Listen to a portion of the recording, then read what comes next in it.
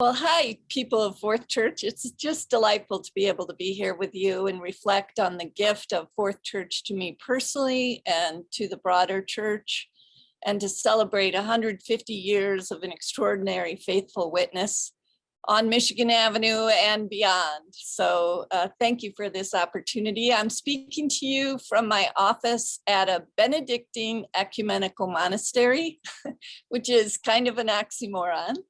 But it's a bit of a unicorn in the world. It's a collection of monastic vowed sisters. One of them is a Presbyterian pastor by ordination. Another is a woman from the UCC tradition.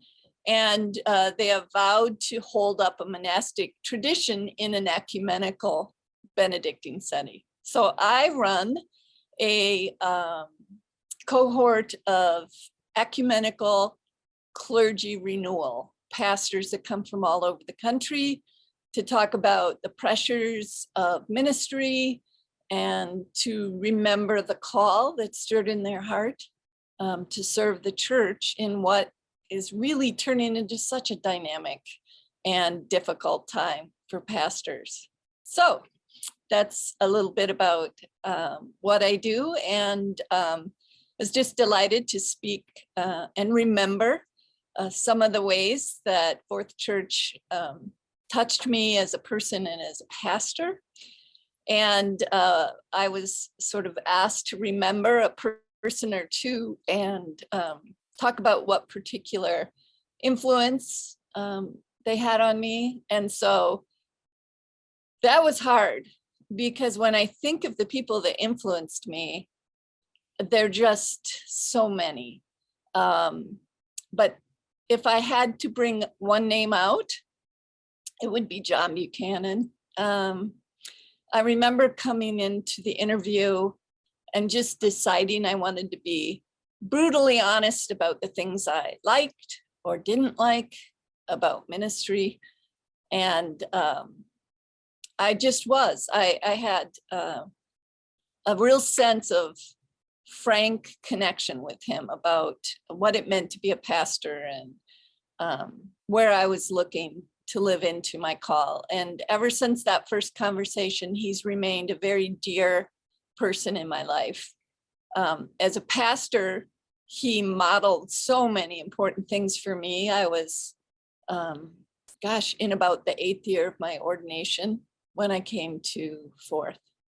So some of the things that I did while I was on staff in the 90s that I'm kind of proud of, since that was one of the questions that we were asked to think about. I've got to say, I had this kind of experience of prayer one day in response to this horrific story that was in the news of child abuse. And I was pregnant with my first child and just overwhelmed with sadness. And the media was giving gruesome details and showing pictures of this precious child. And it occurred to me in this prayer that I thought that maybe Fourth Church's prominent location lended it to be a place of public mourning for abuse. And so I went into John's office and I said, I think we should drape our trees in black ribbons. And he was such a great head of staff because he never just tossed anything out. And he said, well, go explore that with Sarah Paff, who was doing the Presbyterian women's ministry, and see if something happens. Well, if you give anything to Sarah Paff, it will happen, and it will happen beautifully and elegantly. And before I knew it, she had researched the National Association for the Prevention of Child Abuse, I think might be, and they had a color, and it was periwinkle. We got Leszek to help us with ladders. I was out there very pregnant, putting periwinkle ribbons on the tree, and I think that might still happen in April. So it isn't that it was my idea that's important to me, but it was this sense of listening to what Fourth Church can offer that magnificent mile of commerce and power and glitz. And this moment of public mourning, the loss of innocent lives to child abuse, felt like the right thing, and all the right people came together. And so I'm pretty proud of that. Every once in a while, Sarah will send me a clip because she remembers that was my idea, but very few do. And that it got a national award, I think, from the association. It gets a sense of people stopping in their tracks to remember something that's important to hold in our conscience. So I'd say that. And then the other one, oddly enough, is that in my work as acting head of staff, I was able to hire 2 young pastors who were sort of looking for a little interim experience in a big church like that. One was Callum MacLeod, who had sent me a letter from Scotland looking for the chance to work in a church in the United States. And our youth pastor had just gotten another call. And so I got him on the phone and said, how about we have an interview? And sure enough, I picked him up at the airport, kind of a ragtag kid from Scotland, hadn't slept for a couple of days. And lo and behold, he blessed that congregation way beyond that 1 year, and he continues to bless my life as a friend. And the other one, when I was looking for someone to help during my maternity leave, was Dana Ferguson. And I met her for lunch. And I asked her to come in this interim role while I was on a maternity leave, and she became another beautiful blessing. So I think there was something about being open to the gifts of others that God gave me and blessed me with the opportunity to bring both those gifted people to Fourth. The Spirit brought them, but I just didn't get in the way. There was a slice of time in the 1990s, I think it was 93, 94, when we were restoring the sanctuary and the office buildings. And the whole staff relocated to a little building. I believe it used to be a bank building across from the Hancock Center on Delaware Avenue. And honestly, I had forgotten about that until I was asked to do some remembering. But for more than a year, we picked up shop and worked in this little building down the street. We weren't even physically present to the building.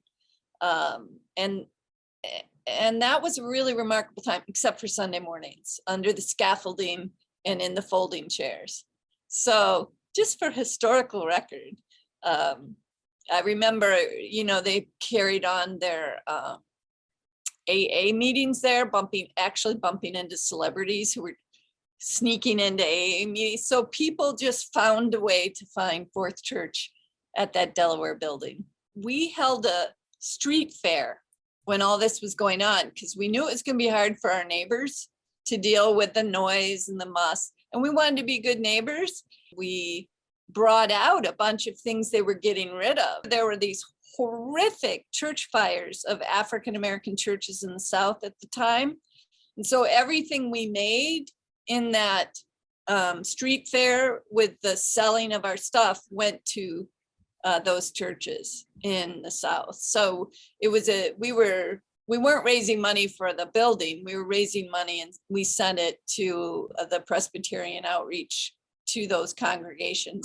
A particular story that I want the congregation to remember, because it's been 30 years, is during the year when I was acting head of staff and John was moderator, a Hollywood movie was filmed in the sanctuary.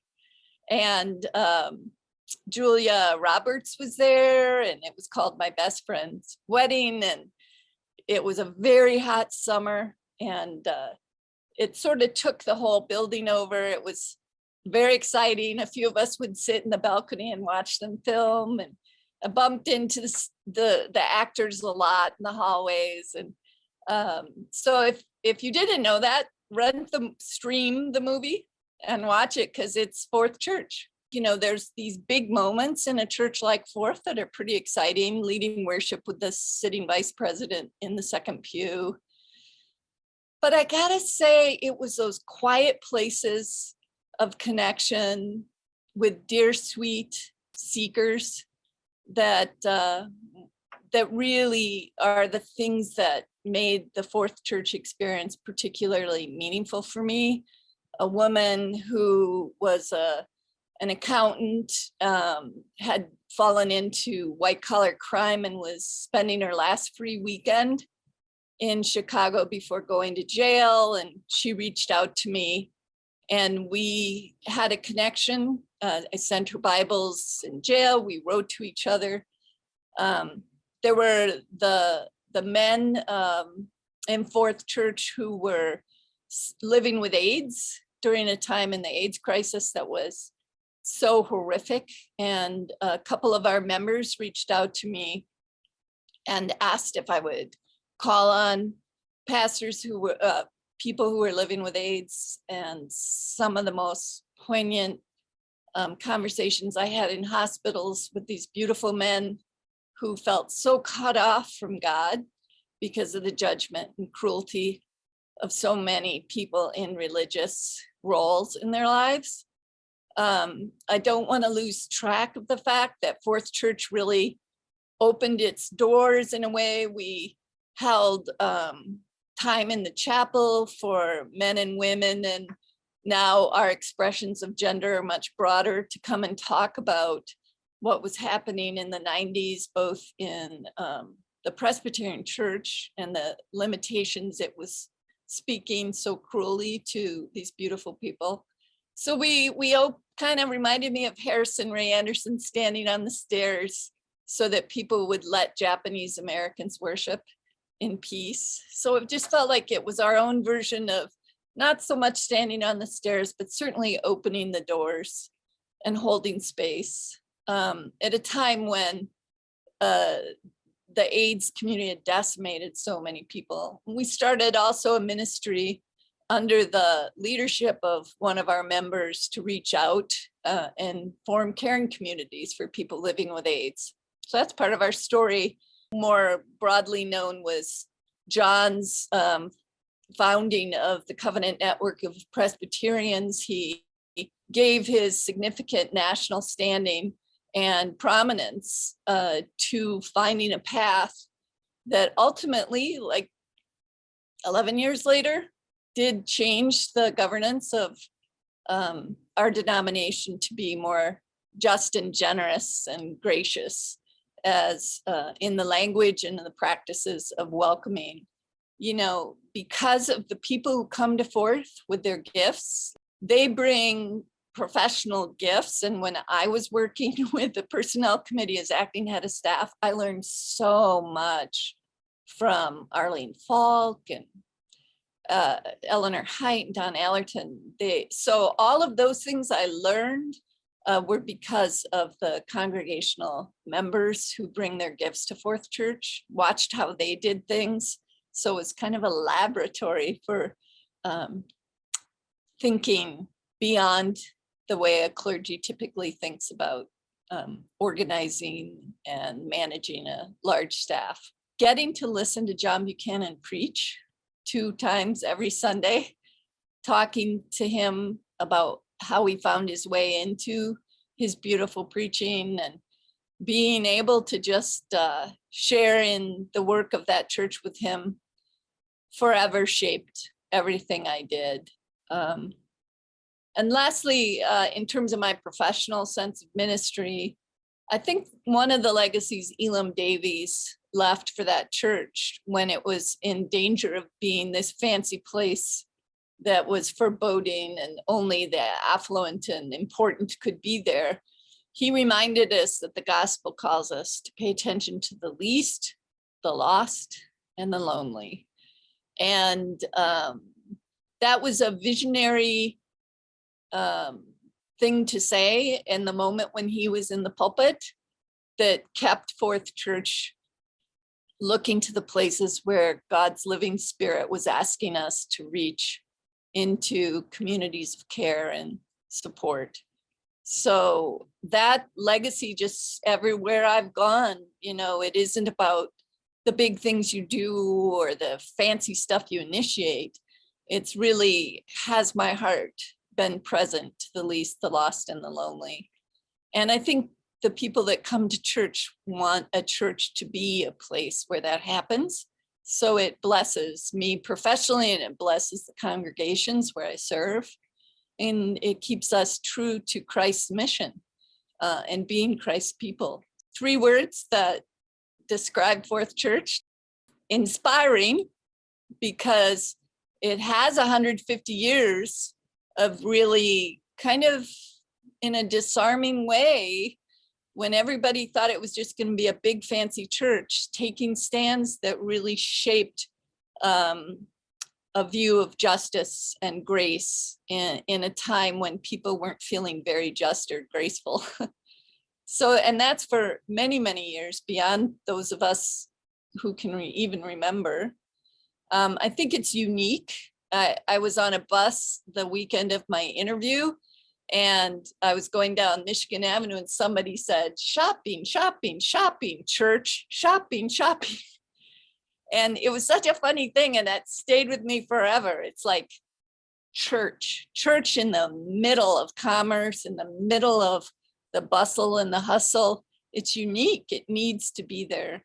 And so my third word is important. It's important that shopping, church, shopping stands there with a word that calls people in, gives them hope, and calls me to live into that gracious, compassionate sense of Christ walking alongside of us in all things.